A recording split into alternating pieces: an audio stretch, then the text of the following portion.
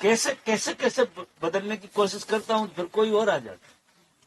इसलिए क्या होता है कि सभा में साधकों के साथ जो रहना होता है वो एक अलग बात है। साधकों के साथ जो बातचीत होती है, जो ढंग होता है, तरीका होता है, वो अलग हो जाता है।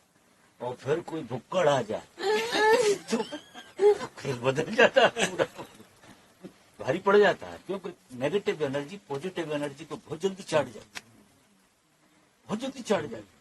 और पॉजिटिव एनर्जी को नेगेटिव एनर्जी को बचाने में बहुत टाइम लगता है, इतना टाइम लगता है जिसका कोई हिसाब नहीं। आप एक कढ़ाई खीर में एक बूंद जहर डाल दो, पूरी खीर, एक बूंद नींबू डालो फट जाएगी। हाँ, पूरा खत्म हो जाएगा। और एक कढ़ाई जहर में तुम एक पूरी खीर डाल दो, एक हाथी बराबर, तो वो खीर का असर नहीं होने वाला, ये तो जहर रहेगा, इसका ही असर होगा। तो ये अस्तित्व का ऐसा खेल है। इसलिए तो लोग फंसे हैं कि ये जो नेगेटिव फोर्स है, जो हमारे अंदर एक धरातल है जीने का, जो एक लोअर धरातल है हमारे जीने का, जो इतना पावरफुल है कि हमें हाई की तरफ जाने ही नहीं देता। तो कारण क्या है? कलेक्टिव है सब। तुम हाई की तरफ जा रहे, कोई न कंधे पे हाथ रख दे। अब साधना इतनी चाहिए, इतनी साधना चाहिए। अकेले आदमी को अगर साधना इस दुनिया में करनी होती तो कभी का मुक्त हो गया होता। उसको ये सारे लोगों के साथ एक फील्ड अपने चारों तरफ बनाना पड़ता, एक एनर्जी का फील्ड बनाना पड़ता, उसके बाद वो साधना कर सकता। नहीं ऐसे साधना कर नहीं पाता, तो पूरा गेस्टल्ट बदल जाता है जरा सी देर। तो इन सबके सहयोग की भी जरूरत पड़ती है क्या? तो जितने लोग आश्रम में हैं उन सबके भी एनर्जी फील्ड में जरूरत पड़ती है उनकी भी। हाँ, आज फिर क्या होता है कि जैसे हम 20 लोग हैं साधना कर रहे हैं, तो 20 में से जो सबसे ज्यादा संवेदनशील आदमी होगा, 19 लोगों की ऊर्जा उसको मिल जाएगी और वो उसका काम हो जाएगा। तो 20 के 20 जो है ना, यहाँ बहुत जुड़ा हुआ है, बहुत जुड़ा हुआ। यहाँ व्यक्ति साधना नहीं कर रहा, इस जगत में व्यक्ति की तरह कोई रह नहीं रहा, यहाँ समष्टि रह रही। व्यक्ति जो है सिर्फ दिखाई देता है, व्यक्ति होता नहीं। यहाँ समष्टि होती है पूरी की। और उस समष्टि के नियम में क्या होता है कि कुछ समष्टि का एक घेरा होता है, उसमें हर 20 आदमी में एक 21वां आदमी ऐसा होता है जो 20 आदमियों की एनर्जी को खाता है, नेगेटिव भी और पॉजिटिव। बहुत सारे आपके चारों तरफ लोग नेगेटिव नेगेटिव नेगेटिव लोग हैं, और एक आदमी वो सबसे ज्यादा सेंसिटिव होगा, उन सबकी नेगेटिविटी उसमें घुस जाएगी, वो किसी का गला दबा दे, किसी में छुरा भोंक दे, किसी की हत्या कर दे। अब वो 20 ही आदमी जिम्मेदार है उस घटना के लिए, नियम ये कहता है, और फांसी उसे होती, और 20 आदमी जिम्मेदार होते हैं उसके लिए। और ऐसे ही पॉजिटिव होता है। इसीलिए तो जो बुद्धत्व को उपलब्ध हो जाते हैं वो एक ग्रेटिट्यूड से भरते हैं कि उनकी वजह से नहीं हुआ, पूरे वातावरण ने धक्का दिया है उन्हें, समष्टि ने धक्का दिया। देवी देवताओं से लगा के समस्त गुरु इकट्ठे हो जाते हैं, समस्त चेतनाएं इकट्ठी हो जाती है, और पूरा अस्तित्व जब धक्का मारता है तब जाकर कोई आदमी पार हो पाता है। और ऐसे ही पतन में जब जाता है तो जो समष्टि धक्का दे, ऐसा कोई आदमी क्राइम नहीं कर सकता, ऐसा नहीं। वो तो कमजोरी उसकी ये है कि वो सेंसिटिव बहुत है, कमजोर है उस तत्व में। तो कमजोर आदमी हमेशा सजा भोगता है, ऐसे मान। 20 आदमियों की सजा एक आदमी को भोगना पड़ती है, 20 वजह करते हैं, और 20 आदमियों की साधना एक आदमी खा जाता है, ऐसा खेल। वो 20 आदमियों, पहले आपको बहुत लोगों को सहयोग देना है। समूह की जो साधना होती है उसमें जितने भी लोग हैं, इसलिए मैं क्या कह रहा था कल शूट, कि आप अपना ध्यान दूसरों को दे दो, आप अपना ध्यान पूरा छोड़ दो, जो मस्ती आपको आई है वो आप बांट दो। तो जो सबसे ज्यादा संवेदनशील आदमी होगा, आप सबका ध्यान उसकी तरफ चला जाए और उसका काम, क्योंकि अकेले का नहीं हो सकता है, अकेला कोई महावीर नहीं जा सकता, अकेले की यात्रा नहीं है, ये समूह जुड़ा हुआ है। तो सारे, इसलिए तो क्या होता है, संघ में जितने ज्यादा लोग मुक्त होते हैं उतने इंडिविजुअल नहीं हो पाते।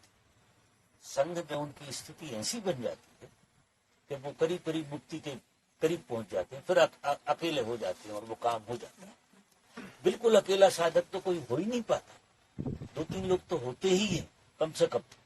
बुद्ध के साथ भी, महावीर के साथ भी रहे होंगे और लोगों के साथ भी रहे होंगे, कोई ना कोई जरूर सहयोगी बना रहता है ब्रिज बनाने के लिए, जो नीचे से ब्रिज बनाता रहता है। तो संघ में जितनी अच्छी साधना होती है, अब यहाँ के लोगों को अच्छा क्यों लगता है? क्योंकि यहाँ एक अच्छी ऊर्जा सबकी मिला के तुम में से भी पास होती, इनमें से भी पास होती, इनमें से भी पास होती, तो तुम्हें एकदम अच्छा लगने लगता। अब ये तुम्हारी कमाई नहीं है, तुम तो यहाँ आ गए हो, उसका परिणाम तुम यहाँ पहुंच गए, तो वो एक खेल होता है। और वो खोल हवा बनकर तुम में, कोई व्यक्तिगत काम नहीं हो रहा है, समष्टिगत काम हो रहा है पूरा का पूरा। कभी कभी आपको ध्यान में ऐसा लगेगा कि आपको अच्छा नहीं लग रहा। आप अच्छा इसलिए नहीं लग रहा कि आप जो है समष्टि में से कुछ जो भी नेगेटिव है वो आप में से पास हो रहा।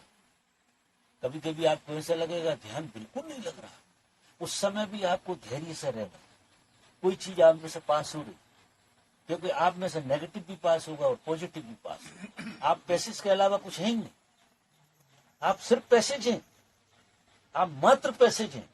और ये पैसेज में से जितनी चीजें पास हो जाएंगी उतने तुम क्लियर हो जाओ। जितना नेगेटिव पास हो जाएगा उतनी नेगेटिविटी तुम्हारी भी धोखे ले जाता है, और पॉजिटिविटी भी आएगी तो तुम्हारी पॉजिटिविटी को शार्प करके जाएगी। तुम ऐसे नहीं बन सकते तुम अकेले बैठे साधना कर लेंगे। ये कोई उस तरह का खेल नहीं है। ये खेल जो है बहुत समष्टि में चलता है, इसलिए संघ थे, आश्रम थे। आश्रमों का मतलब ही ये होता है, आश्रम का मतलब ये होता है कि हम एक सबके काम में आ रहे हैं। एक नहीं है आप, हम 20 हैं, और 20 मिला के 1 है, और 1 मिला के 20 है, और 1 मिला के 20 होते हैं, तो चीजें बिल्कुल। यही भीड़ का नियम भी काम करता है। बाजार में जो नियम काम करता है वो भी यही, राजनीति में भी यही नियम तो वही काम करे, वो उसका तल दूसरा होगा। ये नेता लोग भी सबको एक मंच पर लाकर खड़ा कर देते, उन सबकी ऊर्जा एक जगह घुस जाती, जीत जाते। एक कलेक्टिव भाव होता है, और वो कलेक्टिव भाव में तुम जाने अनजाने उसी को वोट डालो, मानोगे ही नहीं, क्योंकि व्यक्ति हो कहां। इसलिए जो भीड़ का आयोजन करते, बहुत जबरदस्त भीड़ का आयोजन करते। अगर भीड़ का आयोजन नहीं करें तो जो अकेला आदमी खड़ा रहे, कभी किसी को वोट नहीं मिलने वाला। तो जो ट्रिक इन्हें पता है, जाने अनजाने, क्योंकि जो जिस लेवल पे जी रहा है उसको वो ट्रिक भी मालूम, ऐसी होती। संतों को पास दूसरी तरह की कला, तो वो एक पॉजिटिव माहौल खड़ा करते हैं। वो सिर्फ इसलिए करते हैं कि इन 20 में से ये 20 तो मुक्त होने वाले नहीं है, लेकिन 20 को नचाएंगे, 20 को हंसाएंगे, 20 को आनंद। अब 20-21 में जो संवेदनशील होगा उसमें घुस जाएगी एनर्जी, और वो निकल जाए, वो बाहर हो जाए, सबकी एनर्जी चली जाएगी। क्योंकि आप तो सिर्फ पैसेज हैं, आप मात्र पैसेज हैं। आप में बहुत सारी ऊर्जाएं पास हो रही, नेगेटिव ऊर्जा भी पास होती है तो भी आपको लाभ होता है, क्योंकि आपकी नेगेटिविटी को धोखे ले जा रही है। पॉजिटिव ऊर्जा भी आपकी जा रही है, तो पॉजिटिव ऊर्जा को आप समर्थ हो रहे हैं, वो आपको समर्थ बना के जा रही है। लेकिन कोई चीज यहाँ टिकती नहीं, आपके पास कोई टिकेगा नहीं, टिकने के लिए पैसेज में क्या टिके। और फिर जब ये ऐसा खुल जाता तो आप परमात्मा के पैसेज बन जाते, परमात्मा के आप पैसेज होते और कुछ नहीं होता। परमात्मा आप में से बह रहा है और सब तरफ बह रहा, और पहले आपको पैसेज यहाँ बनना पड़ेगा, पहले आपको नेगेटिव का भी पैसेज बनना पड़ेगा। इसलिए आखिरी से आखिरी आदमी से भी प्रेम घटेगा। आप किसी से घृणा नहीं कर सकते, कोई उपाय नहीं है कि आपके अंदर से घृणा निकले किसी के, क्योंकि वो भी पैसेज में से निकलेगा। तो अब ये है, इसलिए ये दुस्साहस वाला काम हो जाता, क्योंकि यार नेगेटिविटी कौन पास होने देगा अपने में से, और मैं तुम्हारी नेगेटिविटी क्यों जीऊं। तो ऑटोमेटिक प्रोसेस है, ऑटोमेटिक प्रोसेस, बिल्कुल ऑटोमेटिक। वो उसमें आप कुछ नहीं कर सकते, चॉइस नहीं है। ये तो जितना जागृत, अकेली जागृति हाथ में, बाकी सब ऑटोमेटिक। जितने आप जागृत हो उतना पास नहीं करता। ऐसा नहीं है कि खराब चीजें विद्युत रूप में से पास नहीं होती, जागृत होते हैं शार्प निकल जाते हैं, बिल्कुल शार्प निकल जाते हैं। ऐसा खेल चलता है, और आपके अंदर से जो चीजें हैं वो आप रोक लेती है, आप पैसेज नहीं बनते उसके। इसलिए तो दृष्टा भाव का मूल है, कि अगर आप साक्षी हैं तो जल्दी निकल जाएंगी चीज। साक्षी का मतलब आपने पैसेज मान लिया, आप उसमें नेगेटिव पॉजिटिव में किसी में जुड़ नहीं रहे, आप बाहर खड़े हो गए, आपने समझ लिया कि पैसेज है, मैं नहीं हूं, इस पैसेज में से पार हो रही। साक्षी का मतलब आपने अपने को बाहर खड़ा कर, तो पैसेज क्लियर हो रहा है पूरा, आप होने दे रहे हैं।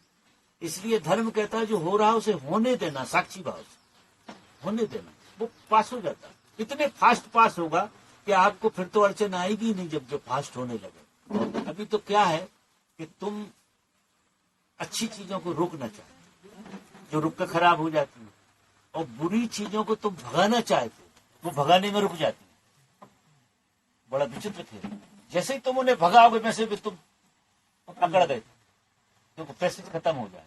एफर्ट आया ना, एफर्ट की वजह से दोनों चीजें बिगाड़ लेते, अच्छी भी बिगाड़ लेते और बुरी भी बिगाड़ लेते।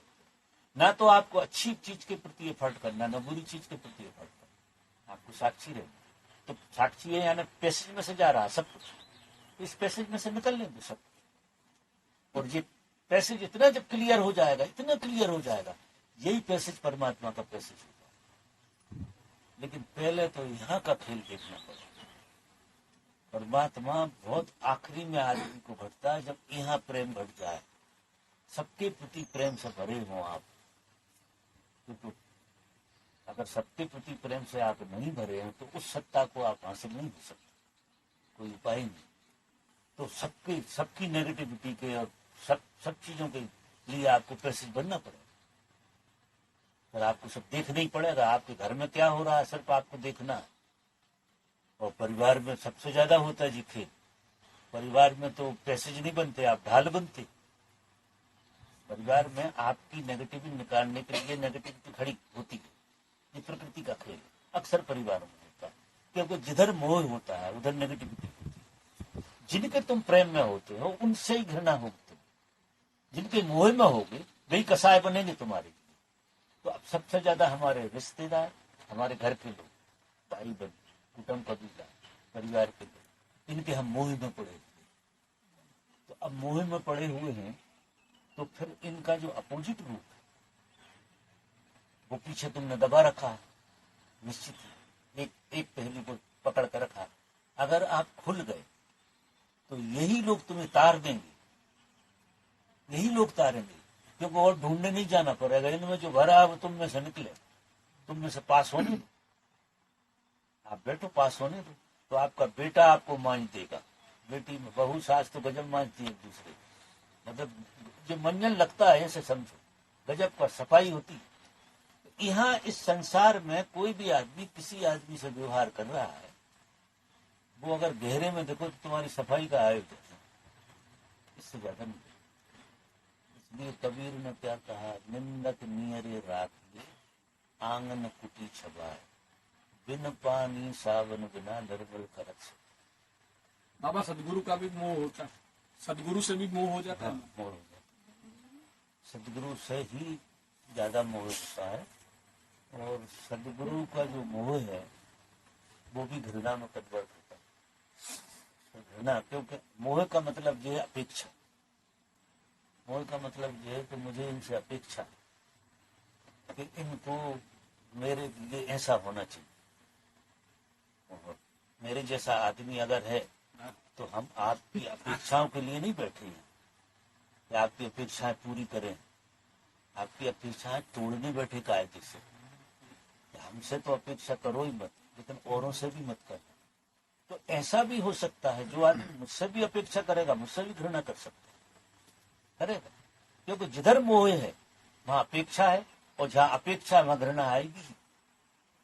मेरे प्रति घृणा से भरते हैं लोग, तो देखता हूँ कि घृणा से भर गए, और वो कोई अन्यत्र हो रहा है, ऐसा नहीं कि नियम के बाहर हो रहा है। क्योंकि वही लोग तो प्रेम कर रहे थे, वही लोग दीवानगी बता रहे थे, वही लोग घृणा, क्योंकि वो दीवानगी इसलिए बता रहे थे कि उनने मुझसे कुछ अपेक्षाएं कर रखी। तो जहां तक उनकी पूरी हो रही वहां तक प्रेम चलता है, जैसी पूरी नहीं होती घृणा चालू हो जाती, क्योंकि उनके पास जो है वही तो रहे, तो घृणा भी आएगी स्वाभाविक रूप से। ऐसा बाबा पर मोह छूटता नहीं है, छूटता नहीं स्वाभाविक नहीं, वो स्वाभाविक रूप से। मैं अभी वो सूत्र बता रहा था, कोई आदमी जब मेरे जैसे आदमी से मिलता है, ऐसा समझो पहली बार पर तो मुझसे मिलता है वो दिल से, मन से नहीं, दिल से। वो दिल गवाही देता है, दिल प्रेम में पड़ जाता है, क्योंकि दिल का खेल है प्रेम में पड़। और फिर तुरंत मन आ जाता है और मन उससे अपेक्षा बना लेता है। मन के अंदर अपेक्षा हो जाती है। तो मन जब अपेक्षा पूरी नहीं होगी तो घृणा से भरेगा, दोष से भरेगा। लेकिन फिर भी चूंकि तुमने शुरुआत दिल से की, मन से नहीं की। एक ऐसा जिंदा आदमी ही है जिससे तुम मन से नहीं मिल सकते, क्योंकि जब तक तुम मन में हो तब तक ऐसा आदमी तुम्हें मिलेगा ही नहीं। तुम्हारी भेंट जब भी उससे होगी दिल से होगी। इसलिए क्या होता है कि वो आदमी जचता है और मन कहता है कि साला कुछ गड़बड़ है, गड़बड़ नहीं, बहुत गड़बड़ है, बहुत गड़बड़। ऐसा लगता है कुछ चालबाजी है, कुछ बदमाशी है, कोई भैया भतीजा। ये मन इतनी शैतानी खड़ी करेगा जी। फिर जब तुम दिल पे आओगे तो फिर लगेगा यार आदमी कोई जस्ट नहीं। क्योंकि पहली घटना घटी है वो दिल से घटी है, और दिल की घटना छप जाती है, वो गजब की होती है। तो मन आए और तो जो मन जो है उसको मिटाने की कोशिश करता है। तो मुलाकात तो पहली और आखिरी होती, बीच की मुलाकातें तो फिर उपद्रव होते। बाबा मन आए, बीच में आए तो क्या करना? तो वही जागृत होना। सूत्र में अभी बता रहा था लोगों को कि अगर तुम जागृति से जियोगे तो तुम्हारा मन हावी कम होगा और दिल हावी ज्यादा होगा। और जब दिल हावी हो जाए तो तुम ऐसे आदमी के साथ मरने तैयार हो जाओ बिना किसी अपेक्षा के। और मन अगर तुम्हारा आ गया तो ऐसे आदमी तो मारना चाहो कि इससे तो काटते ही फेंक दो, ये तो साला बाधा बन गया हमारा, इस आदमी को तो जहर दे दो अगर कोई तरीके से दे सके। जब तुम्हारा मन आएगा तो ऐसा हो। और यही फार्मूला तुम्हारा संसार में भी लगता है कि वो नियम तो वही है। संसार में तुम्हारा प्रेम किसी से नहीं होता, संसार में तुम्हारा मोह होता है। इसलिए संसार में तुम्हारा विरोध नहीं होता, घृणा होती। मुझे देखो, संसार में तुम किसी आदमी के विरोध में ही अकेले नहीं, तो घृणा विरोध से भी ऊपर चली जाती, घृणा कभी नहीं मिलती। बुद्ध पुरुष से घृणा करना जरा मुश्किल मामला है, घृणा तक नहीं ले जा पाओगे आप। विरोध तक ले जा सकते, लेकिन घृणा तक आप जा नहीं सकते, क्योंकि वो दिल जो है घृणा तक नहीं फेंकेगा। विरोध तक जा सकते हो, संसार में जिनसे आपके संबंध है उनमें आप घृणा तक जा सकते। एक भी छोटा भी नेगेटिव विचार आ जाता है उसमें तो बहुत वो हो जाती है, बिल्कुल हिल जाते हैं, हम खुद हिल जाते हैं ज्यादा, ऐसा हो जाता है। बिल्कुल, क्योंकि विचार क्या आता, तुम्हारी अपेक्षा के अनुकूल कुछ नहीं होता। काहे के विचार तुमने जो अपेक्षा मान रखी थी वो अपेक्षा नहीं हो रही पूरी, तो तुम हिल रहे हो। और बहुत नजदीकी संबंधों में अपेक्षा रहित होना भी बहुत मुश्किल हो जाता है। नजदीकी संबंधों में ही अपेक्षा शून्य होने की ज्यादा चांस है। जहां अपेक्षा ज्यादा होती हो वहां आपको अगर जागृति से देखोगे तो अपेक्षा शून्यता भी वही बनेगी, क्योंकि वो जागृति का काम भी करती है। क्योंकि चीजों का क्या है, चट्टा पट्टा है, ऐसी थी ऐसी हो जाती है। जिस जगह तुम्हें ज्यादा अपेक्षा बनती है, अब गुरु से भी ज्यादा अपेक्षा बनती है लोगों, आप आश्चर्य करो, गुरु से भी बहुत अपेक्षा हो जाती है। और जितनी जितनी अपेक्षा होगी उतनी उतनी पीड़ा होगी आपको। और जागृति अगर होगी तो वो पीड़ा आपको निकाल देगी, आपके संस्कार जला देगी पूरे के पूरे। आपके जन्म जन्म के संस्कार और कोई तपस्या करने थोड़ी जाना, इसी पीड़ा में आग में जलोगे। कैसे आदमी छोड़ सकते नहीं, जा सकते नहीं। और दिल कह रहा है, मन कह रहा है कि शैतान है आदमी, तो अब द्वंद खड़ा हो गया ना, पीड़ा होगी। और दिल जो है वो राजी है, तो ये बड़ी विचित्र बात हो जाती है। और मैं कहता हूं कि ऐसे आदमी से जो आदमी पहली बार मिलेगा वो मन से नहीं मिलेगा, दिल से मिलेगा। और दिल से जब मुलाकात हो जाती है तो बहुत मुश्किल हो जाता है कि हम छोड़ पाए, बहुत मुश्किल। बाबा जी, ये दिल को मतलब बढ़ाने, मतलब दिल का प्रेम होश, बढ़ाने का होश, होश, अकेला होश। तो समर्पण नहीं है। समर्पण तो होश से आएगा। पर इनडायरेक्टली तो बाबा वही बुलाते हैं, ऐसा ही होता है। बुद्ध पुरुष बुलाते हैं, वो खेल तो बाद में समझ में आए। होश और संवेदना तो एक जब ही तुम चीज है। दिल से सुनते हो तो तुम्हें ऐसा लगता है वही बुलाते हैं, और मन से जब तुम आ जाते हो तो उनने नहीं बुलाया है। फिर कोई और खेल हो गया। बाबा ध्यान में जब बैठते हैं तो शरीर बहुत विरोध करता है, मतलब 10 लोग बैठे हैं या मुझे लग रहा है कि भी मुझे बहुत दिक्कत हो रही है 20 मिनट और 25 मिनट, तो आपको वो मालूम पड़ जाता है क्या कि ये इसको प्रॉब्लम है या ये इसको कुछ दिक्कत आ रही है ध्यान में बैठने में, तो वो उससे परेशानी क्या है। फर्क पड़ेगा, मुझे पता लगे दिमाग या उसको ठीक नहीं कर, मतलब तुम्हें क्या लेना था? ना उसको ठीक करने का, मेरी बात है तो तुम्हारी सच है। हाँ, उसको कुछ हेल्प नहीं करते कोई यूं। नहीं, उसको ठीक करने का कुछ मतलब वो प्रॉब्लम जो हम नहीं सॉल्व कर पा रहे हैं वहाँ बैठ के, तो वो पूछो ना मेरे मैं वही पूछ रहा हूँ। से। ये पूछ रहा है तो तुम पहले करो 6 महीना डायन और कुंडलनी और नाद ब्रह्म और नटराज 4 ध्यान रोज 6 महीना लगातार बिना नांगा, ये सब समस्या दूर हो जाए। 6 महीना ज्यादा नहीं, रोज डेली डायनेमिक करना, डेली नटराज करना, डेली नाद ब्रह्म करना और डेली तुम्हें कुंडली ध्यान करना। ये चारों ध्यान कर लो, आप सारी बेचैनी शरीर की निकाल देंगे। देखो शरीर में भरी है बेचैनी, मुर्दानगी भरी हुई है। ये मुर्दानगी के लिए डायनेमिक रामबाण 6 महीना बिल्कुल कसम खा के और ऐसा करो कि मतलब हर ध्यान तुम्हारा आखिरी ध्यान आर पार आर पार वाला। भाई जिंदगी भर ये टांगों को रोते रहो, जिंदगी भर रोग और बुढ़ापे में ज्यादा रोग। अब ये तो ऊर्जा है जो बदल जाएगा गैस स्टार्ट, फिर बदलता भी नहीं है बाद में। 60 के बाद खाट हो जाती, खाट खड़ी रहती, खाट दिखता है यार। बाबा जैसे मन और दिल की जो बात है, इसमें अगर कभी मन की ये बात जैसे आदमी मिलता है सदगुरु से या गुरु से, जब भी आप कह रहे हो पहले तो दिल से ही मिलता है, मन बाद में उसको नाम वगैरह गलत बनाता। अगर वो क्वेश्चन आए ही नहीं कभी तो आप गुरुवाणी, वो नहीं आए तो आप दिल से जुड़े हुए, वो बीच में आए ही नहीं कभी, तो फिर आप दिल से जुड़े हुए हैं और फिर आप अपने बहुत करीब। क्योंकि आप जब मन से जुड़ते हैं तो आप अपन से बहुत दूर होते हो। आपको पता नहीं है, आप मन से कभी भी कोई आदमी स्वयं से नहीं जुड़ता, मन से आदमी स्वयं से दूरी बनाता। अगर बाय द वे कभी डाउट उठे और वो डाउट में यही आए कि भी अगर ये डाउट उठ रहा है या कोई कमी नजर आ रही है तो वो उधर से तो है नहीं, मेरी ही कुछ कमी रही है, वो एक समझ, वो फिर ये दिल कहेगा, ये मन नहीं कह सकता। मन तो हमेशा अपने आप को मानता है कि गलती मेरी हो ही नहीं सकती, गलत तो दूसरा ही। और और ये जब strong- ऐसा लगे कि गलती मेरी है तो समझना कि दिल बात कर रहा है। ये सूत्र है कि जब तुम जिम्मेदार हो गलती के लिए तो मन नहीं है, फिर दिल है। और दूसरा अगर जवाबदार है तुम्हारी गलती के लिए तो पक्का मान लेना कि ये मन है, और मन ये बहुत दूर खड़े होकर ड्रामा करता है। ये सूत्र की तरह पकड़ लेना कि जब हम स्वयं पे लेते हैं तो तुम दिल हो, मन नहीं हो। मन तो प्रोजेक्ट हुआ है तुम में, बहुत लोगों की वासना है, बहुत लोगों की कामना है, बहुत लोगों की समझ कि खट्टे पिटारे का नाम मन है, और उसे हमने दिल मान लिया है। और दिल जो है ना बिल्कुल अलग चीज है, बिल्कुल अलग चीज। इसलिए और दूसरी बात कहूं, मेरी बात नहीं है, तुम जब पहली जगह कहीं भी जाते हो, पहली बार किसी को भी देखते हो तो तुम दिल से ही मिलते हो, और दूसरी बार में तुम्हारा दिमाग आता है, क्योंकि मुलाकात दिल के अलावा हो नहीं सकती।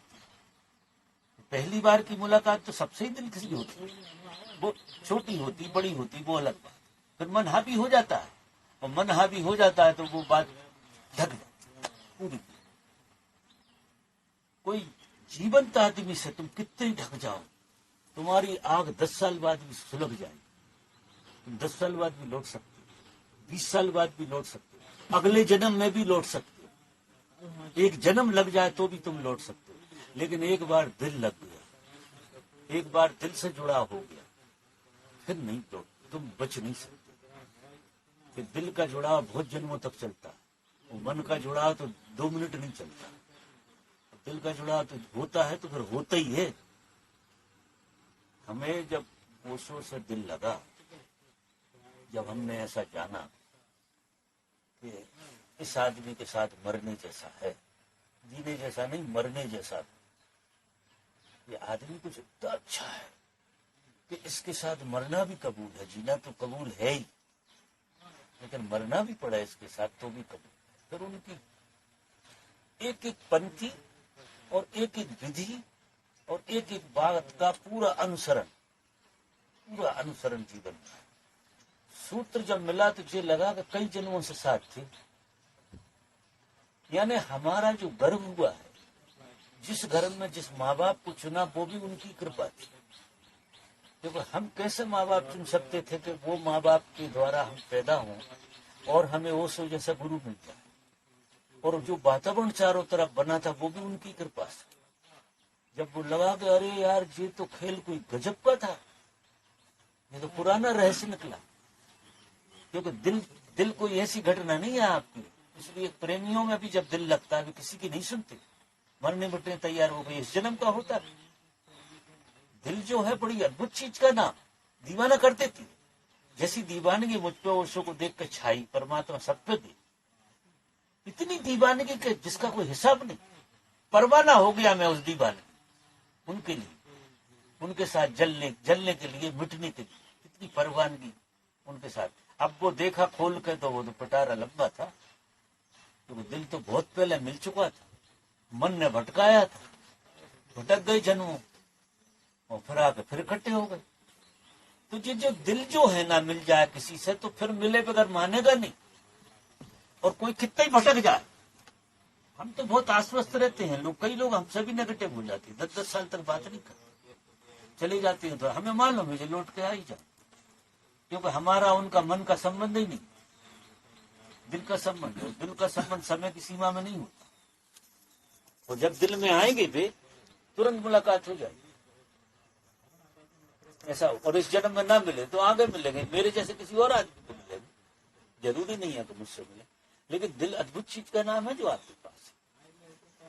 तो हमेशा दिल की सुनना है, और दिल और मन को समझने के लिए तुम अगर अपेक्षा से भरे हो।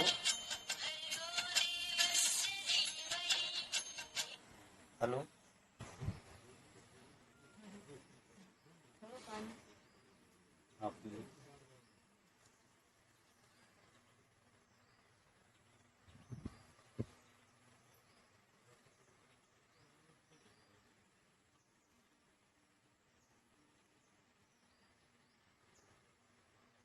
मजाक के लिए कह रहा हूँ। दिल तुमसे मिलता तो ऐसा जैसे पानी कहाँ चला गया, तुमने मिल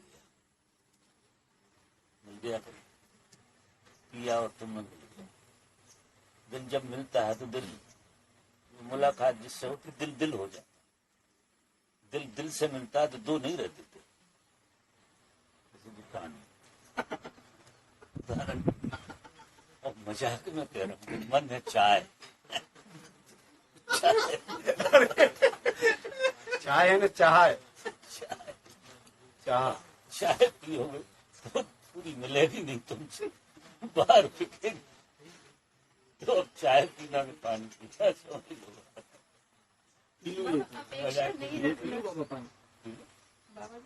अपेक्षा नहीं रखना, ये भी हमारे होश और संवेदना को बढ़ाएगा।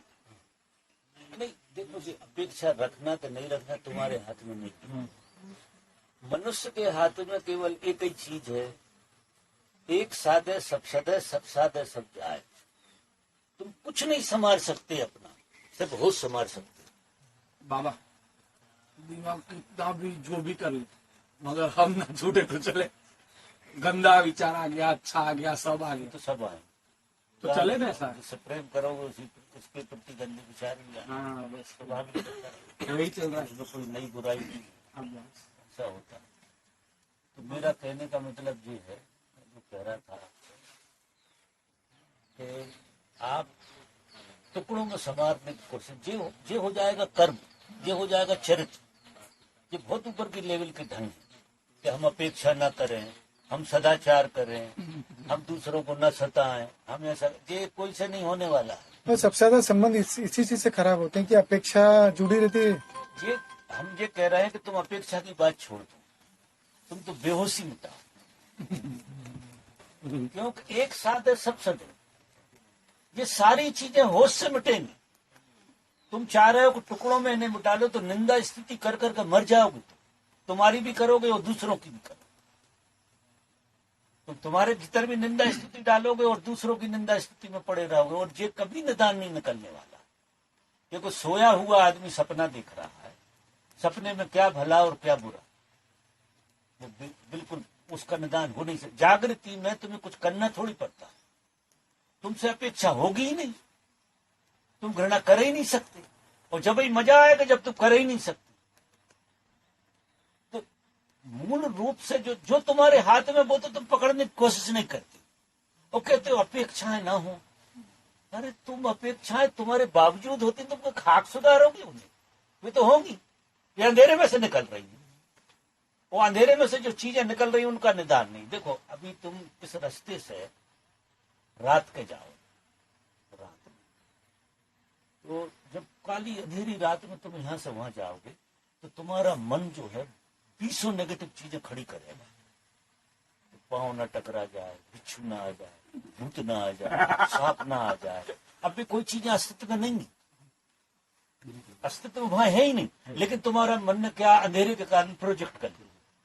अच्छा फिर तुम डंडा लोगे, फिर तुम खटखटाओगे, और तुम दुनिया भर के कर्म करोगे, और कहीं ना कहीं टकरा के गिरोगे, मरोगे, हाथ पे टोरोगे अंधेरे। अब उसमें क्या करना है? सिर्फ प्रकाश की बात।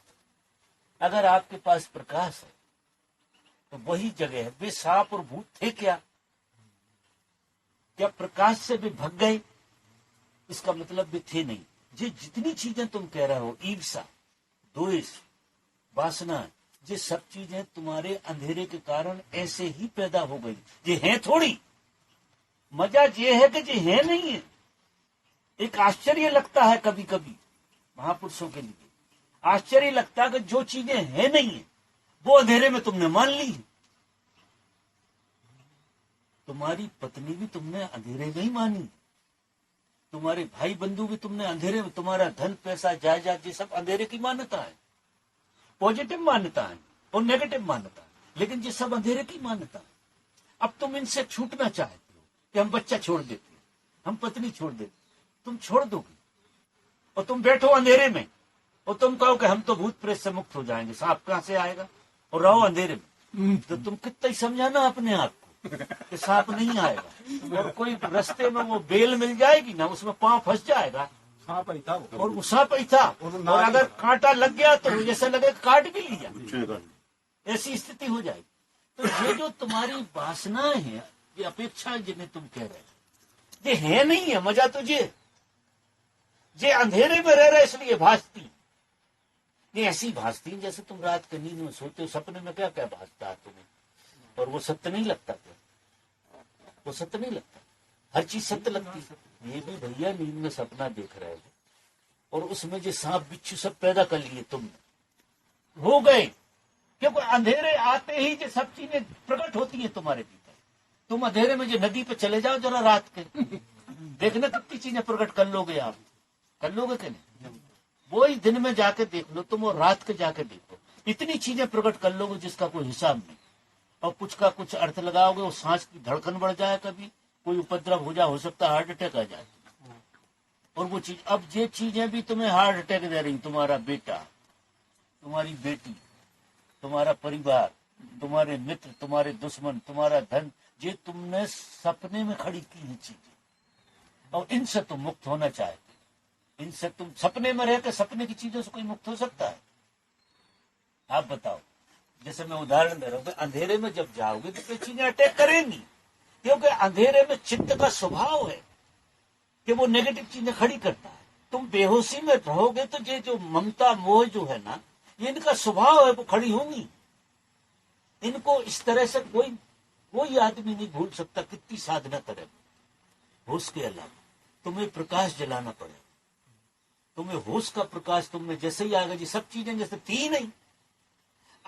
अब देखो, फिर भी पत्नी रहेगी, लेकिन अब पत्नी नहीं रही, पत्नी गायब हो गई, क्योंकि यहां तो सिवा परमात्मा के कोई है ही नहीं। पत्नी कहां से बची तुम्हारी? पत्नी बची तो वो अंधेरे में पैदा हुई, मरोगे। और जैसे ही तुम खड़े हुए प्रकाश में, तो वो औरत हो जाएगी, क्योंकि पत्नी बाद में नहीं आई, पहले औरत नहीं थी। तुमने औरत से शादी की थी तो पत्नी से, बोलो, किसी लड़की से की थी तो पत्नी से की? लड़की से की थी। अब लड़की हो गई गायब, क्योंकि अंधेरा चढ़ गया, और वहां हो गई पत्नी खड़ी। अब पत्नी से व्यवहार हो रहा, सपना चालू है, और फिर पत्नी रूप का सपना इतना चलता है जिसका कोई हिसाब नहीं। और उसका पति रूप का। अब दोनों यथार्थ गायब और झूठ चालू। अब यहां लोग बाग यथार्थ को भूल के झूठ को जीते, भावभंगमा को जीते रहते, अपेक्षाएं करते रहते, सपने बांधते रहते। हम एक दूसरे से सपने बांधते रहते। शादी हुई थी जब कुछ नहीं बांधा था, सिर्फ वासना थी सीधी सीधी। एक औरत मिल रही है, एक औरत की जरूरत है, एक आदमी, एक वासना है हमारे भीतर। वासना में कोई बुराई नहीं थी, वासना तो नैसर्गिक चीज थी। ठीक है, एक स्त्री और पुरुष का एक प्रकृति का खेल है, वो चल रहा है। वो इतना बड़ा वो है सपना, लेकिन वो सपना इतना बड़ा नहीं। लेकिन जो पत्नी होना, जो सपने में सपना, जो सपने का सपना है, और सपने के सपने को तोड़ना बहुत मुश्किल मामला है। ये भी सपना है, कोई लड़की है वो भी सपना, लेकिन ये सपने से तुम जल्दी मुक्त हो जाओ। अगर स्त्री को स्त्री मानो, पुरुष को पुरुष मानो, जो चीज जैसी है जिसको ऐसी मानो, बहुत जल्दी मुक्त हो जाओगे। लेकिन तुम्हें कोई काला दिखेगा, कोई सुंदर दिखेगा, कोई ऐसा दिखेगा। अब तुम क्या करते हो कि जो यथार्थ चीज है उसके साथ व्यवहार नहीं है तुम्हारा व्यवहार होता है सपनों के साथ। और सपनों के साथ व्यवहार, क्योंकि नींद में तुम खड़े हो तो तुम व्यवहार करोगे किससे? नींद में सारे व्यवहार सपनों के साथ। और ये नींद रोज आती रहती है, हमें बढ़ती चली जा रही, इतनी बढ़ती चली जा रही जिसका, और हमारे सब संबंध नींद से। ऐसे समझो, संबंध आपका किसी से हो नहीं सकता, कोई उपाय नहीं। अगर संबंध है तो नींद, ऐसा मान लो।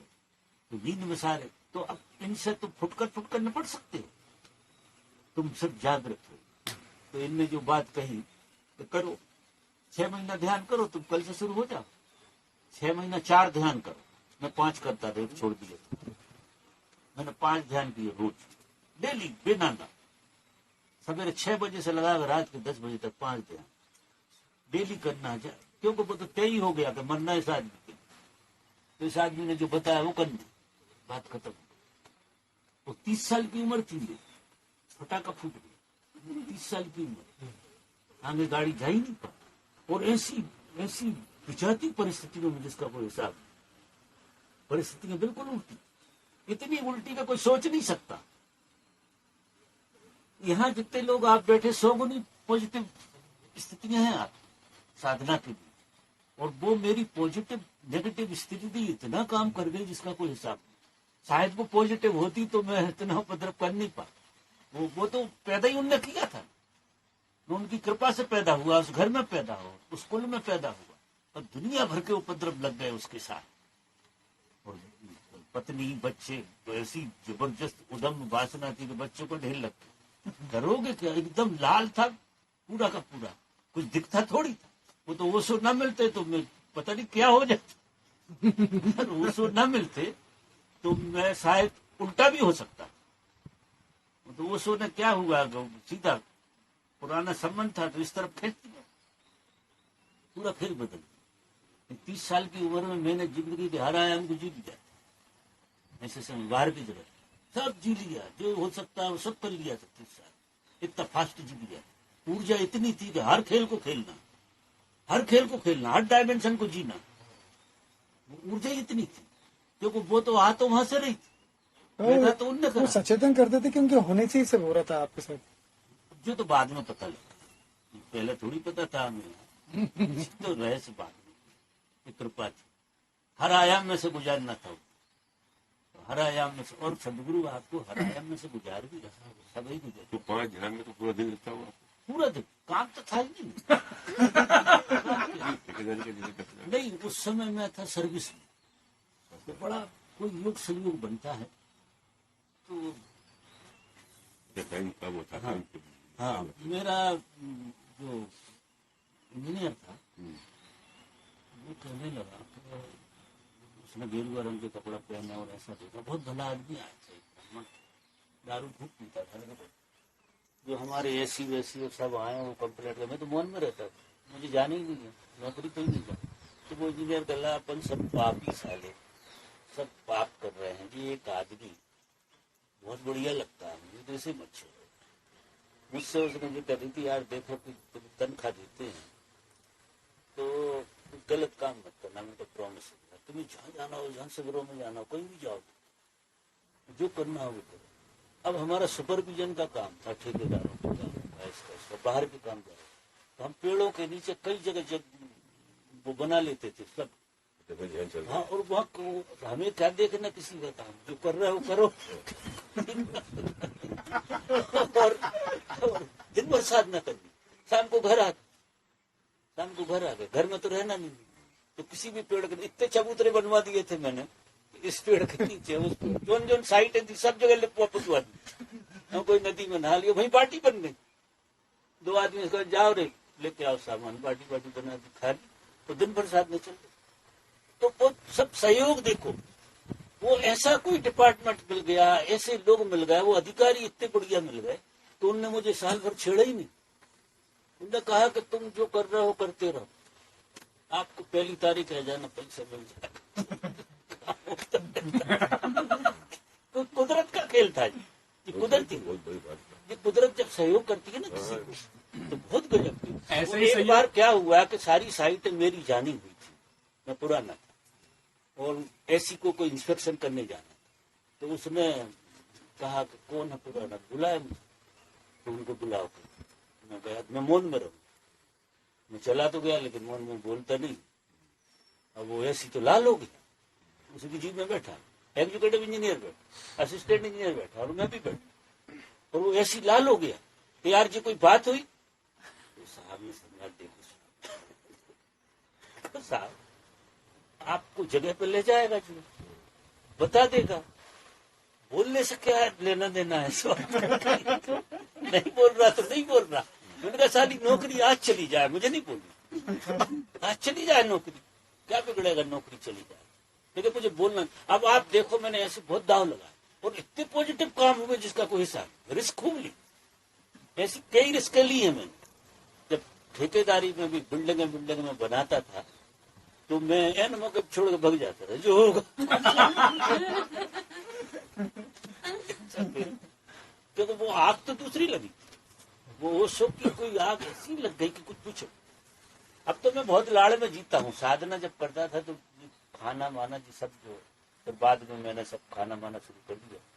लेकिन देखो, ना मैं बेसन खाता था, ना मैदा खाता, ना मिर्ची खाता था, ना दही खाता था। ये सब चीजें मेरी अपने आप बदल गई थी। साधना में खपती नहीं, दही कुछ नहीं, बिल्कुल सूखी रोटी खा ली, और वो गांव की सब्जियां मब्जियां जो भी होती थी, वो बस बालें जला रहे हैं, वो खा रहे हैं, ओला खा रहे हैं, आधे दिन तो उसी में होते। और जो चला क्रम सब साल भर, 1 साल तो हुआ ही था मुझे सन्यास। मैंने जुलाई में सन्यास लिया था, 21 जुलाई 78 में, और 79 21 अगस्त 13 महीने, और उस दिन में साधना के बाहर। तो संन्यास आपने ओशो से लिया? हैं? संन्यास ओशो से लिया होगा? हाँ, ओशो के अलावा और कौन, दोनों ओशो ही देते। कितने टाइम में बाबा? तो वहाँ पूना आश्रम, 13 में। पूना आश्रम में होगा? पूना पूना से। फिर ओशो से बीच बीच में मिलते ही रहा। वो वहाँ दर्शनों की सुविधा रहती थी, तो बीच बीच में बहुत जाते थे, तो उनका आशीर्वाद पर्सनल वो मिलता। बुकिंग चलती थी सीधे। हाँ, और आशीर्वाद का वो मिलता है, हाँ, वो तिलक करते थे वो ऐसा बार बार उस उसमें खेल गया के लिए कई बार, जाते थे। उसमें कई बार गया होगा। हाँ, उसमें गया ना, तो उसमें जाने के हिसाब से भी चले जाते थे कि यार चलो अपन चलते। यहाँ तो क्या, थोड़े से पैसे हुए, लुंगी में बांधी तो गाड़ी में बैठे, और सस्ती जगह में रहना है, बिल्कुल सस्ती में, एक टाइम खाना भले, क्योंकि आश्रम जरूर है।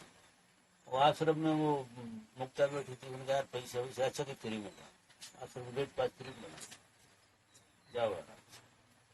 शुरू 5 रुपये यही लगते थे, वही नहीं थे यार। मुक्ता के लगे, कई लोगों के फ्री कार्ड बनते थे, अभी मैंने भी फ्री कार्ड चालू किए हैं। तो उस वक्त 5 वो बहुत बड़ी बात थी साहब। 5 रुपये बहुत बड़ी बात। 78 79 में। अब आपने हम सबको तो टीका किया ही, हैं? हमको भी टीका लगा लो। बाबा आप संन्यास का कुछ करो ना आप। नहीं, अब जिस दिन मैं योग हो जाऊंगा उस दिन का, अभी मैं योग नहीं। वो संन्यास आप ही तो दोगे ना सबको, बाकी सब लोग कहाँ जाएंगे आपके अलावा? आप ही तो गुरु हो। कर रहे हैं, लेकिन योग तो हो नहीं, तो नहीं, आप हम तो योग हो जाएं या तुम योग हो जाओ, दो में से कोई एक को। नहीं, आप तो योग हुई ना बाबा, आप तो योग हुई ना। नहीं करता, नाटकबाजी नहीं करता। पर ये तो वो परंपरा है। गया था होशियारपुर, तो वहां मैंने पहले ही बोर्ड लगवा दिया था, संन्यास की बात मत करना, नहीं वो सरदार वो सन्यास देकर फंस जाते जीता हो तो गजब का शिविर था जंगल में। पर बाबा ये तो ओशो की भी परंपरा रही है, ओशो के साथ वालों की कि वो संन्यास देते हैं। अरे वो जो करते हैं तो करें यार, मैं अपनी मौत से जीता। मैं वो नहीं करूंगा जो ढर्रे में चलता है, वो ढर्रे वाला काम नहीं चलाता। मैं ओशो के भी पार का आदमी, पक्का मान। उनको इतना प्रेम किया है मैंने तो उनने मुझे उनके भी पार निकाल दिया। तो मैं कोई काम चला रहा हूँ ओशो का, ऐसा नहीं। मैं एक जीवनता का प्रयोग कर रहा हूँ। मुझे कोई ओशो का धंधा चलाना है, उससे लोग बात विचलित भी हो जाते हैं। परंपरा वाला मामला नहीं है। परंपरा वाला नहीं है, मैं एक जीवंतता का मतलब ओशो की जो सही देशना वो लोगों तक पहुंचाता, वो उनका सिस्टम नहीं पहुंचाता कि जो उनका सिस्टम चल रहा है वही सिस्टम पहुंचा, मैं कोई दूसरी चीज पहुंचाता आप तक। बाबा एक शरीर में अगर ब्लॉकेज हो, मतलब अगर कोई पीड़ा हो या दर्द हो, जोड़ों का ही दर्द हो, तो क्या समाधि में जाने में वो अड़चन पैदा करता है? बोले शरीर का स्वस्थ होना बहुत जरूरी है। नहीं तो समाधि लगेगी नहीं दर्द, अगर शरीर स्वस्थ ना हो क्योंकि आप शरीर के बाहर जा नहीं पाए। इसलिए पहला काम, इसलिए योग की जरूरत पड़ती है। योग जो है पहले शरीर को स्वस्थ करो, और शरीर जिसका स्वस्थ होगा उसका मन भी स्वस्थ होगा। अब क्या होता है कि शरीर अगर स्वस्थ नहीं होता तो मन वहीं टिका रहता, उसकी एक वासना बन जाती है मन की कि शरीर से कैसे जुड़ते हैं, शरीर की हीलिंग कैसे है। तो परमात्मा की याद करोगे तो शरीर की करो, तो उसके लिए मन को हटा साधना करो, मन को हटा दो। शरीर की साधना में योग में ऐसे ऐसे आसन हैं, ऐसी ऐसी क्रियाएं हैं, ऐसा ऐसा ढंग है कि आपकी सारे ब्लॉकेज, जो सारी चीजें एनर्जी की है, आपकी एनर्जी का प्रॉपर फंक्शन नहीं हो रहा, उस वजह से दर्द होते हैं। और तो अभी एक्यूपंक्चर है, एक्यूप्रेशर है, और ये सारी विधियां जो बनी हैं ये आपके ब्लॉकेज खोलती हैं। और योगा जो है उसमें रामबाण है। पहले तो योगा के जितने आसन हैं उनको साध लो, समझ लो, कि शरीर की जो अकड़न है वो पूरी मिट जाए और तुम एनर्जी लेवल पे आ जाओ। क्योंकि एनर्जी लेवल पर नहीं आओगे तो आगे की यात्रा होगी नहीं। तुम शरीर, बीमारी का मतलब ये है कि आप शरीर के लेवल पर, आप शरीर के ऊपर नहीं, शरीर के तुम खाओ पियो और सो, वही रहेगा। ये निकालने के लिए योग रामबाण, ये दवाई से नहीं निकलता, दवाई हमेशा दबाती है, और योगा से निकलता है। योगा से निकलता है, एक्यूपंक्चर किसी को अच्छा आता है उससे निकलता है, और एक्यूप्रेशर से 2 3 4 5 तरह की, कभी कभी होम्योपैथी भी काम करती है दवाई, तो बराबर वो एनर्जी पे काम करती है। और जो एलोपैथी की जितनी भी दवाइयां हैं ये बाईपास करती है, ये बीमारी को छुपाती है। जितना एलोपैथी का सिस्टम है, जो बीमारी को छुपाने के लिए, बीमारी की जड़ में नहीं जाती, छुपा जरूर देते हैं तो आप मजे में आ जाए, लेकिन वो बीमारी छुप कर कोई दूसरा रूप धारण कर कहीं ना। बाबा किसी मेरे साधक मित्र ने बताया कुछ दिन पहले, 10 दिन पहले, कि अगर आप पद्मासन में बैठो, पद्मासन में बैठ के कपालभाति करो तो कोई भी एनर्जी की ब्लॉकेज हो पाँव में, सब खुल जाए, जोड़ों में, सब खुल जाए। लेकिन वो करने के बाद मेरा पेन बहुत ज्यादा लगी। अभी 4 दिन वो पेन निकल रहा है इसलिए बढ़ रहा है। मैं फिजियोथेरेपी कर रहा हूँ, मेरा दर्द बढ़ रहा है। बाबा 4 दिन से मैं, अभी 3-4 दिन हो गए मेरे को आए हुए, 4 दिन में रात में नींद, मतलब ये पीड़ा से करहा रहा हूँ। हाँ बिल्कुल कराओ, सब अच्छा है, तुम और करो। हाँ, और ये निकल जाए। क्योंकि तुम तो बूढ़े लोगों को नहीं कहूंगा, लेकिन तुम्हें कहूंगा तो तुम्हें करना ही। पद्मासन लगा के, और बिल्कुल पद्मासन, आधा पद्मासन से शुरू करो, फिर पूरे पद्मासन में आओ। पद्मासन लग गई जिसकी और रीढ़ सीधी हो गई, उसकी सारी एनर्जी के ब्लॉक निकल जाए, कहीं शरीर में रोग नहीं बचेगा। लेकिन पद्मासन लगेगी कैसे? उसके लिए आपका लचीला शरीर होना चाहिए, और उसके लिए फिर या तो डायनामिक जैसे बहुत प्रयोग करो। डायनामिक क्या है कि प्राण की साधना, प्राण से भी शरीर स्वस्थ होता है, योगा से भी पावरफुल है प्राण। अकेली प्राण की साधना करो तो योगा में तो दुनिया भर की तरह, लेकिन प्राण की साधना तुमसे इतनी हो नहीं सकती, प्राण कमजोर है तुम्हारा। अकेली प्राण की साधना जबरदस्त करो, शरीर स्वस्थ हो जाए। मैंने योगा नहीं किया मेरी लाइफ में, मुझे योगा आता भी नहीं, योगा की पद्धति से नहीं गया, मैं गया हूँ प्राणायाम की पद्धति से। तो डायनेमिक प्राणायाम का बाप है, भस्त्रिका का प्राणायाम पहला उसका वो सब चीज है। और वो प्राणायाम नाद ब्रह्मी प्राणायाम, और फिर कुंडली हो गया, फिर नटराज हो गया, दीजिए उसको सपोर्ट। तो प्राण की साधना कौन सी? प्राणायाम। प्राण की साधना प्राणायाम। तो प्राणायाम पे आप जबरदस्त प्रयोग करो तो आपके शरीर पे असर पड़ेगा। प्राण जो है आपके शरीर की विकृतियों को गला देगा, वो भी एनर्जी को संचालित करता है। और ऐसे ही खाओ और सो, ऐसी जिंदगी अगर जीना है तो ये कोई जिंदगी नहीं है कि खा रहे और सो रहे, फिर 1000 बीमारियां होने ही वाली। तो समझ जाओ, अभी तो तुम्हें इस उम्र में हो गया, इस उम्र में हमें आश्चर्य लगता है, 60 के बाद होता तो माने भी लेते, तो कितने गलत जिए हो गए यार, तुम इस उम्र में ही हो गया, तुम सारा खेल हो जाता किसी किसी। सुनील को भी है, जवान है लेकिन पता नहीं कहाँ का दर्द भरे है। बाबा मैं पूछ रहा था बाबा इसकी ब्लॉकेज ठीक हो जाएंगे डायनेमिक से? डॉक्टर साहब जा रहे हैं तो क्या मैं योगा सिखा सकता हूँ, क्योंकि मैंने भी डिप्लोमा लिया है उसमें। हाँ तो सिखाओ ना, आता हुआ, लेकिन बोल के नहीं, करके सिखा ना। हाँ करके, मतलब लोगों से कहो कि ऐसे करो, करके दिखाओ, नहीं करके दिखाऊंगा। तो मानेंगे किसी का। बाबा मुझे पाँव सुन्न होने की प्रॉब्लम बाकी, और कोई बैठने में या मेरे को, में करो सब ठीक हो जाएगा। मतलब मेरे को ऐसा ये 6 नहीं। महीना डायल में करो, कुछ ठीक है। अच्छा बाबा, ये जो गैप, किसी मित्र ने बताया कि जो गैप जो है, जो गैप तो मतलब ये परमात्मा भरा है इसमें। तो मुझे ही पता, मेरे को नहीं पता। तुम्हें कैसे पता लगेगा? तुम्हें और कुछ भी तो भरा है।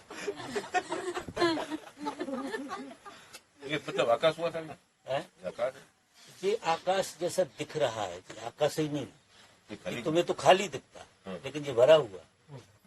चांद तारों से चांद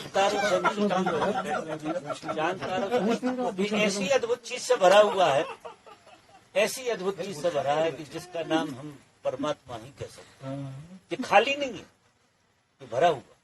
आप उसी में सो रहे हो, उसी में सांस ले रहे हो, उसी में खा रहे हो। वो ऐसा नहीं भरा, आपके आर पार भी भरा। ये आभास है मात्र शरीर का, ये संसार भी एक आभास है, इसमें भी वही भरा। दिखता क्यों नहीं है? दिखता इसलिए नहीं कि आंख ही कहाँ, इन आंखों से और चीजें दिखती हैं। इन आंखों से तुम जो देखना चाहते हो वो दिख जाता है, तुम इनसे परमात्मा का देखना ये चाहते कौन सा वाला क्लास? क्या? कौन सा क्लास? कान क्लास पूरा ऊपरी सवाल आ रहा है। जुलाई अब मैं घूमने निकलता हूँ।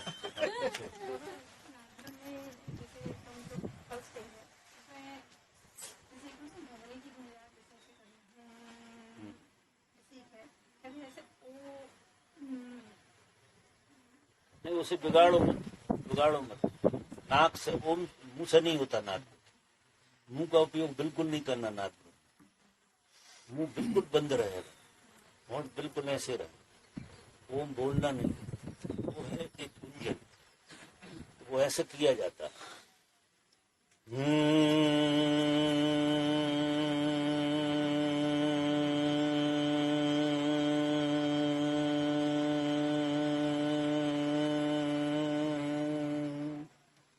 मतलब जब तक गुंजाओ, जब तक प्राण बचे, तो जो नाभि तुम्हारी जाने चाहिए पीछे, वो धीरे धीरे जाएगी।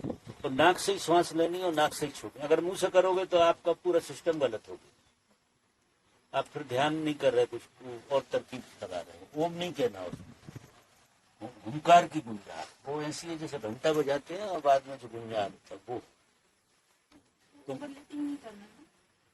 ओवरलिपिंग कहाँ से होगी? सांस को लेना पड़ेगा, फिर सांस आएगी, तो ओवरलिपिंग तो ये पाएंगे पीछे। काट ही नहीं आएगा बीच में। हाँ।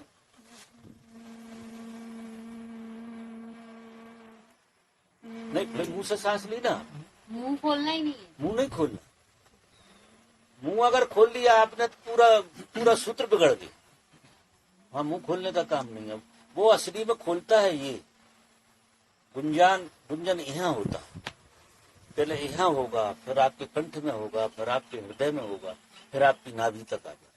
और जिसका नाभि तक गुंजन आने लगे वो नाद ब्रह्म सद गया उसका। और करते करते वो नाभि तक आता है। आपको ऐसा लगेगा कि नाभि में गूंज रही है पूरी, तो आपकी पूरी बांसुरी खड़ी हो जाती है, पूरे पैसेज खुल जाते हैं। नाद ब्रह्म बहुत बढ़िया ध्यान है, और खासकर लड़कियों के लिए। लड़कियों को डायनेमिक की सलाह मैं नहीं देता, डायनेमिक लड़कियों को कोई और ही चीज में ले जाता है। इतनी जागृति उनके पास है नहीं, तो संवेदनशील बहुत है। डायनेमिक के बाद सीधी नीचे गिरती, तो वहाँ मजा बहुत आता है। ऐसा लगता है कि स्वर्ग तो यही है, वहाँ जाना, उसी में फंसी है बहुत सारी खेल। वो डायनेमिक के परिणाम भी है, आपको तो तरीका होता करने का, क्योंकि इतनी जागृति में औरत से डायनेमिक हो नहीं सकती। उससे नाद ब्रह्म और कौन से ध्यान? अब नाद नाद ब्रह्म ब्रह्म। तो नाद ब्रह्म सबसे ज्यादा किस शरीर के किस हिस्से में असर करता है? नाद ब्रह्म सबसे ज्यादा किस चीज पर असर करता है? दिमाग पे या चक्रों पे या किधर? पूरे एनर्जी। पूरे चक्र घूमते, नाभि से ऊपर तक पूरे चक्र, तो मूलाधार से सहस्त्रार तक का पूरा नाभि, सब में बैलेंस। इतना बढ़िया ध्यान है, कभी करते नहीं है, लोग बदमाशी देते हैं, सब बातें करें तो सही है, उसका मतलब है बहुत। मैं घूमने निकलता, मुझे तो मेरा नाद ब्रह्म करने